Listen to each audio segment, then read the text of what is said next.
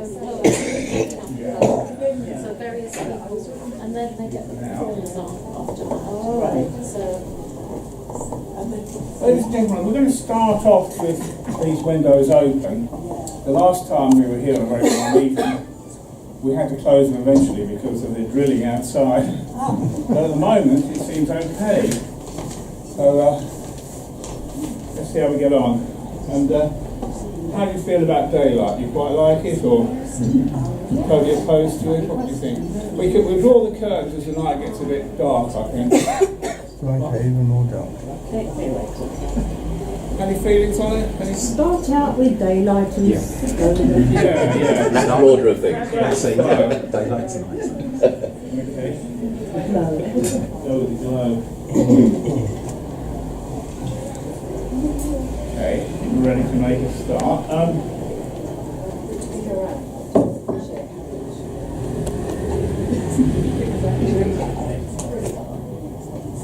Very neatly, we've got 10 open mic poets. If you could limit it to 2 poems each, please, that'd be fine. Just to tell you a little bit about the evening. Later on in the evening we have Anna Beecher, who is a poet who's performed with Open Mic Poets on a number of occasions. Terrific writer.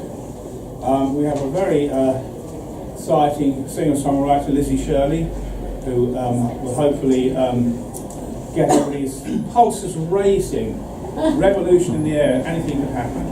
And we were delighted to have tonight, not actually in the room at the moment, she is here, because she saw disappearing in the direction of the bar, Miriam Kalasia, who's from Malta, and she's come to London especially for this reading. I think she's hopefully got 1 or 2 others, irons in the fire as well.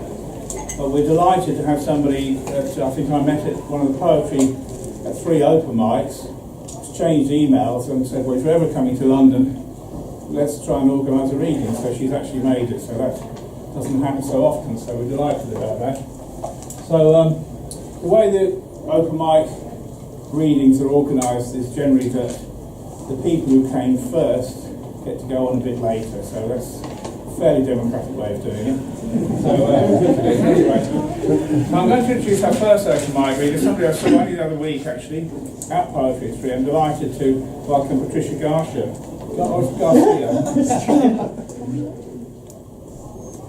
I'm not going to do the same thing.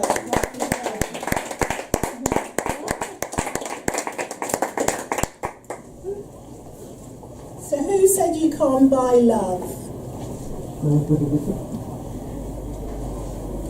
Love is simple. Some say you can't buy love. How strange that sounds to me.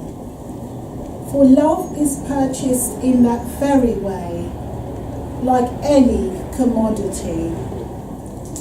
The currency that you use must be chosen with great care. A thoughtful expression, a surprise event, must be orchestrated if you would dare. Select your produce carefully. Never decide in a haste. For life is a long time living with something or someone that was never your taste. Love is not natural. It's a complex and multifaceted thing. And if you work very smartly, those characteristics to the platform you will bring. Patience is one that is vital, and this we must all try to use. It conquers many bad decisions when we sometimes get confused. Love is not natural. It's a... I've lost it. Love, it's not natural. Please treat it with due respect. Put your whole self into it, and it will reciprocate a result that has already been set. Never take love for granted. It knows just what you do. It will not accept any illusions and be satisfied with a false view. Togetherness strengthens love, and each and every one of us has a part that we must play. Love is simple. Enjoy as we take our roll for our day.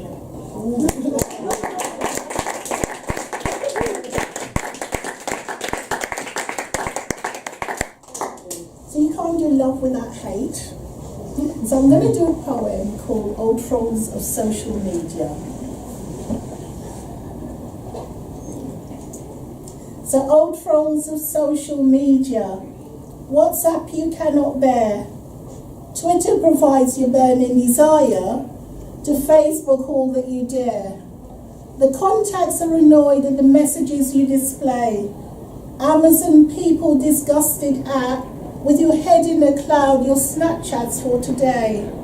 In an Instagram you can see how you look as you Google each and every ebook. YouTube can find your talent to FaceTime, but not in a haste. The internet keeps moving on. Now, try not to waste my space.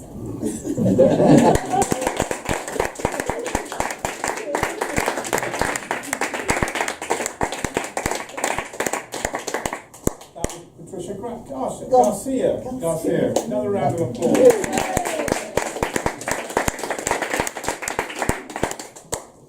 I'm not leaving through this window, just tapping out a bit of the strange noise. Before we introduce the next poet, I might read up, meant to mention something. Every time we do a reading here, we have a collection for Macmillan nurses, and the reason is the landlord doesn't charge us to use the room, but he asks us to do a collection instead. So if you've got loose change, I'll just leave this by the door if you could stick some in the bucket. Simple as that, really. And so I'd like to welcome in somebody who's here for her first poetry night in London, having moved down from Manchester, and just rocked up here. So we're really pleased to welcome Steph Pike.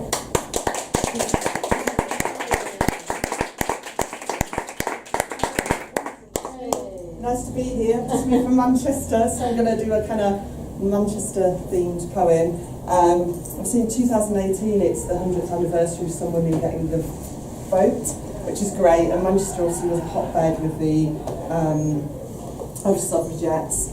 And in Manchester Art Gallery, just over 100 years ago, 3 suffragettes went into the art gallery and smashed up pictures in the cause of women's suffrage.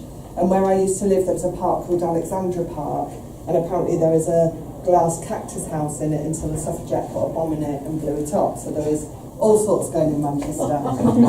So this is a poem sort of based on that, and it's called Suffragette City. In Alexandra Park, young trees shivered with excitement. They wrote this in their rings, how their leaves dappled the dawn light, purple, green and white, to shield her coming and going. How the morning exploded in 1,000 diamante stars, and cactus spines rained up to embroider freedom on a sullen Manchester sky.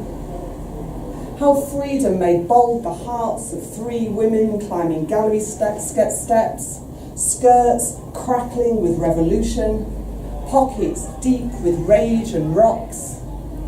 How their missiles ricocheted round walls dawdled with men's smug self-congratulation, to change the course of his story, to crack the future open for us all.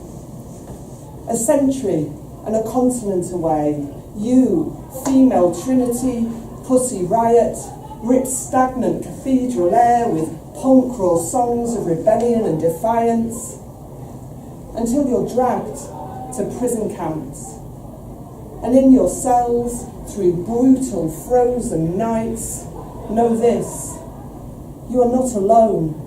You will never be forgotten, because whenever and wherever they try to take a sister down, 1 million women rise. Thank you.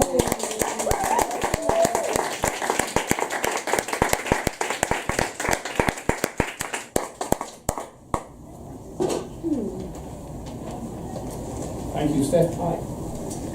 And now, third tonight is Wendy Gaynaire. Is that correct? Okay, Wendy Gaynaire.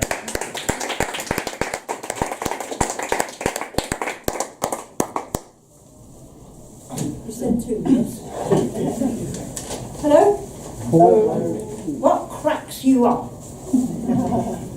Cracking the ice when you're skating, no dice. Oh, by the way, congratulations to Patricia and Steph for memorising. I can't. Okay? Cracking the ice when you're skating, no dice. And your lips with vinegar on chips, not nice. Oh, the cracks in my heart when my lover left twice. Cracks in the pavement, not to be trod on. Crack in your confidence, you just have to plod on. Like in the sod of the earth in a drought, or in an alibi catching you out. Crack in the smile of that smug Cheshire cat. Crack in the page of your book, a corner turned down to remind you where you were at. Crack in the back of a workman's blue jeans. Crack in a wall where asbestos might lurk. Cracking the codes for my passwords at work. Crack in a mirror, 7 years bad luck, they yell. Crack in a glass where the wine's oozing out. Crack of a whip, or the sound of a sail in a gale, or the hip of an old lady who fell. Crack in an apple, revealing the pips. But cracking our kids is death.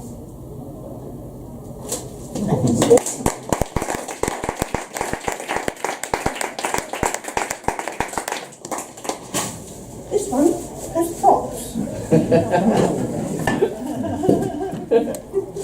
Sorry about this, folks.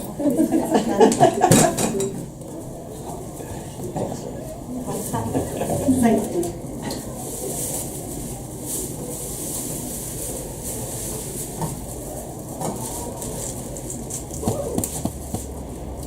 This is a bacon dish.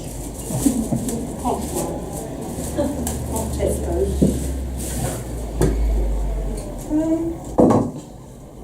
Here. This. That.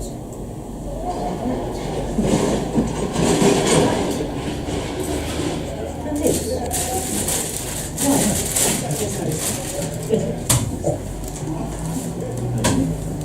Sweet potato pie. Dug up in a Caribbean harvest, I release you from this crackly, indestructible plastic bag, Earth's enemy.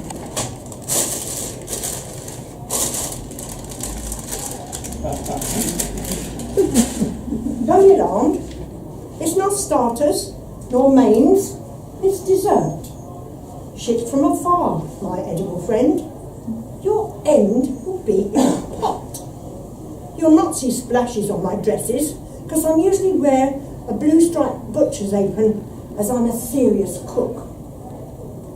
Blushing red at your shape, your dimpled skin, I criticise your lumpy, bumpy surface. Turning pink, I remember my fingers wrinkling in cooling bath water in pre-power shower days. Peering at your dirty body. Did the shipping from Jamaica to chill Brixton Hill cause your scoliosis? Look, your surface is weird and not shaved in years. And what are these strange stringy things dangling from here? Scrubbed up and pre-boiled, you'll like it, though perhaps not a lot. Mashed up with oil of pistachio, a splash of Madagascan vanilla, a smidgen of cinnamon garnish, where are we? Yeah, mixed in with oodles of cream. I didn't bring any of that because it goes off in this weather. Browned in the heat of my oven. Shh! No need to scream. Embellished with calorie-packed condensed milk. I'll sigh as I eat you with relish. A sweet potato pie dream.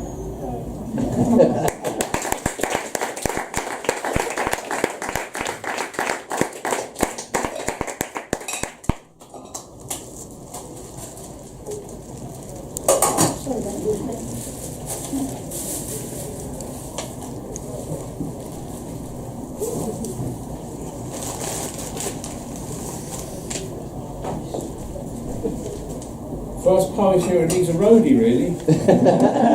Wonderful Wendy Gaynaire.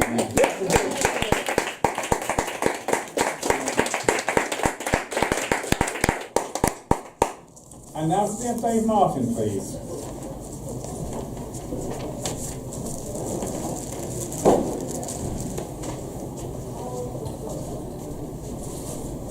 Sometimes I can remember, and sometimes I can't, and tonight I can't. So I'll read it. This one's called You've Got Trouble. Good evening, everybody. Do you wake up each morning and say to yourself, sod the work and fuck the country? Have you booked a holiday abroad? Are you contemplating immigration? Are you worried about Brexit and the immigration crisis? Well, my friends, I've come here this evening to tell you that you've got trouble right here in London City. Trouble with a capital T that rhymes with P and begins with politician. Why? Sure, I voted. I put my vote on the paper, and I'm mighty proud to say I consider the hours I spend watching the news and reading about world affairs are invaluable. It helps me cultivate a sense of priority and gives me a cool head and a keen eye. We have 16 political parties in the UK. One more than the red balls on a snooker table that has 8 pockets. But there are many more pockets in the House of Commons. Pockets that mark the difference between a gentleman and a bum, with a capital B, and that rhymes with P, and that stands for politician. All week long, they fritter away their lunchtime, dinner time and supper time too. Never mind exposing the scandal of Grenfell Tower, or explaining why it took 28 years to come to a decision about Hillsborough. Each day they sit behind their locked doors and count their extravagant expenses. A new garage for their private house, a large pond with a silver fountain, a holiday in Rome where they own a large detached villa. Our money, our taxes, our hard work, spent by lazy sleuth bastards. Oxford and Cambridge University taught on how to evade questions and lie while smiling, like Margaret Thatcher and Tony Blair, who gave so much grief and anger to the poor people of this country. And now we have Theresa May, who hides behind the bulletproof windows of a chauffeur-driven limousine, protected by the police, while the poor unfortunate souls of filthy rich Kensington wring their hands in grief and weep their tears of sorrow. Yes, my friends, we've got trouble right here in London City. Trouble with a capital T that rhymes with P and stands for politician.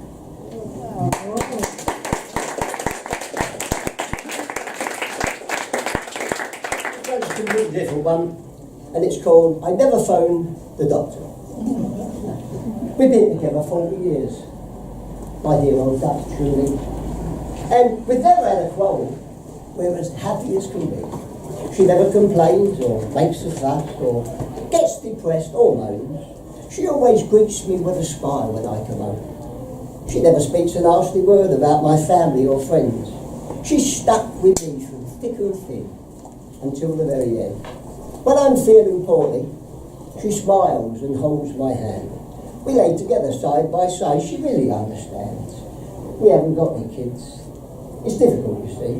I don't want to give the reason for the sake of modesty. But we're happy both together in our cosy flat.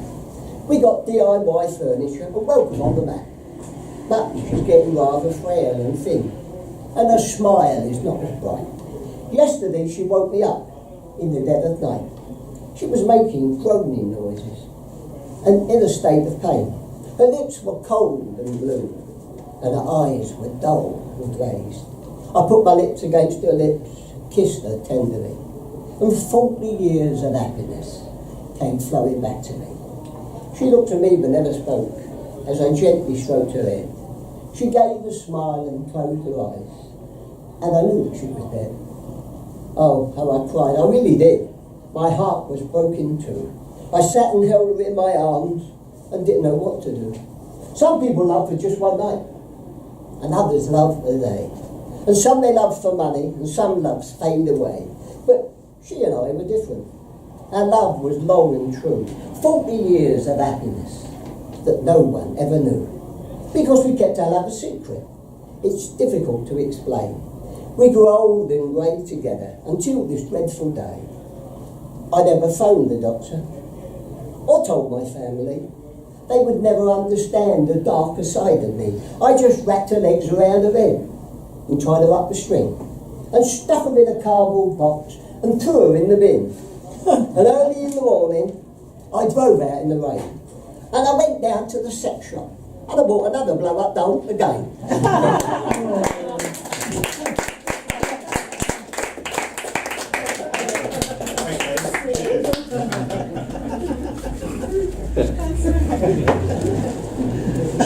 You left us speechless temporarily. Just down the noise a little bit. The last time it was really warm here, we opened one or two of the side windows and closed all these eventually. But we'll just see how we get on because can you hear what the noise coming in? Yes. Okay, fine. Well, carry on then. Gareth Toms.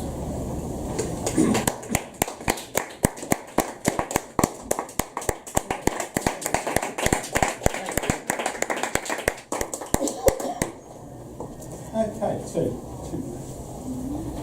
this piece was penned after watching the embarrassing behaviour of an Englishman at the bar of a pub. In 2015 it was translated into Romanian. And on the YouTube site there's a film of me reading it and then the translator reading the Romanian language version. Served by beauty. She never dreams of getting back home anymore. Those times, years ago, another world. Happy there, but often hungry. Wondering why people keep telling her, "You're this village's most beautiful girl." She doesn't feel beautiful after she's been on her feet all day, serving in a small dark bar. Smokers' comments, the stroking, near groping. Beautiful. Has it really taken her this far? Okay,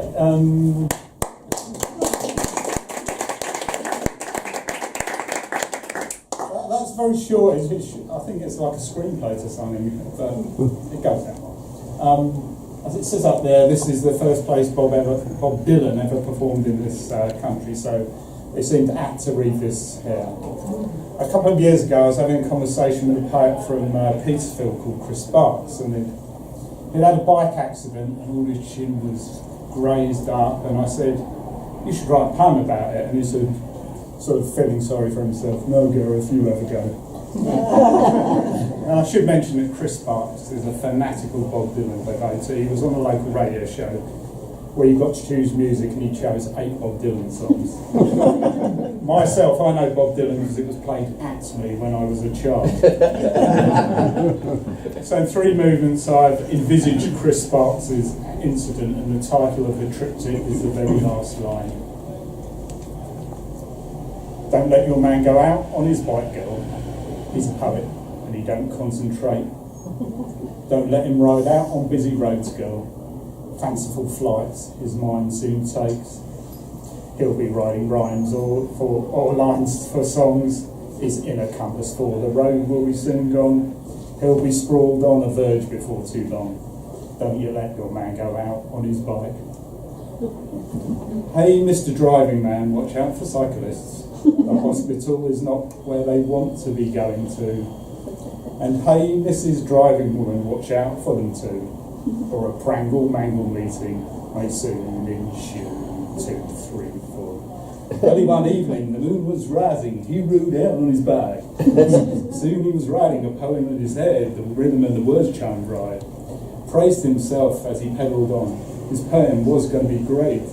He didn't notice a Poundland lorry until it was too late. He ended up lying in the gutter after a brief involuntary flight. His arms crisscrossed, his legs crossed Chris Sparks, lighting up the night. A bluesman by his side, tangled up in Pike.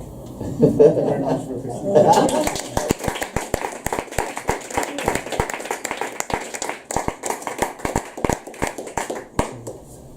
Thank you very much, Gareth, for leaving us feeling entirely miserable and sad. Anyway, we'll move on now to the first